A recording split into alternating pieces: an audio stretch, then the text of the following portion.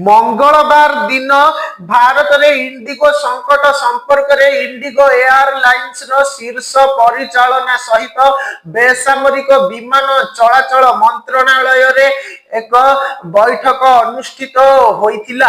बेसामरिक विमान चलाचल मंत्री राम मोहन नायडू सहित मंत्रणालय सचिव समीर सिन्हा बैठक रे उपस्थित थिले।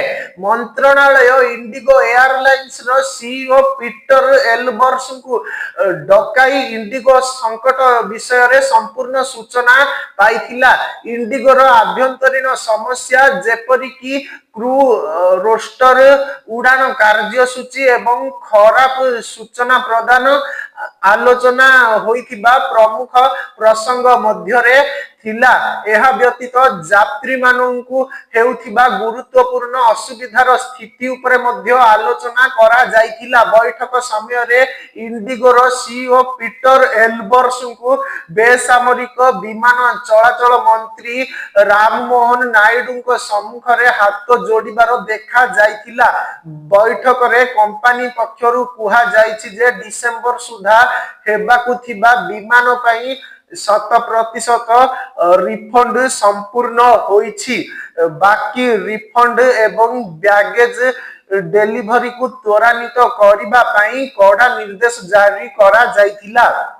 मंत्रणालय पक्षरु कुहा जाइछि जे कार्य को स्थिर करिबा एवं उड़ान बातिल संख्या ह्रास करिबा पई इंडिगो उड़ान रे अस्थायी ह्रास आवश्यक। बैठक रे मंत्रणालय इंडिगो को निर्देश देइथिला। बेसामरिक विमान चलाचल मंत्रणालय इंडिगो एयरलाइंस को बिना कौनसी व्यतिक्रम रे भड़ा नियंत्रण एवं यात्री सुविधा नियम समेत समस्त निर्देश पालन करने को निर्देश देइछि। एहा व्यतीत इंडिगो को एहार रूट सेवा को 10% ह्रास करने को निर्देश दिया जाइछि। एहा सत्वे इंडिगो पूर्व परी एहार समस्त गंतव्य स्थल को कवर करिबा जारी रखिबो।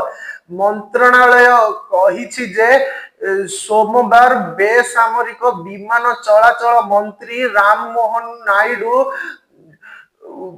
मंगलवार दिन Indigo airlines CEO Peter Elbers को मंत्रणालय को डाकी तांको सह साक्षात करि पारिबे। एबे इंडिगोर सीईओ पीटर एल्बर्स पुणी थरे आसंता काली डीजीसीए द्वारा आयोजित एक पृथक बैठक रे जोग देबे। बैठक रे कंपनी कोन कहिला।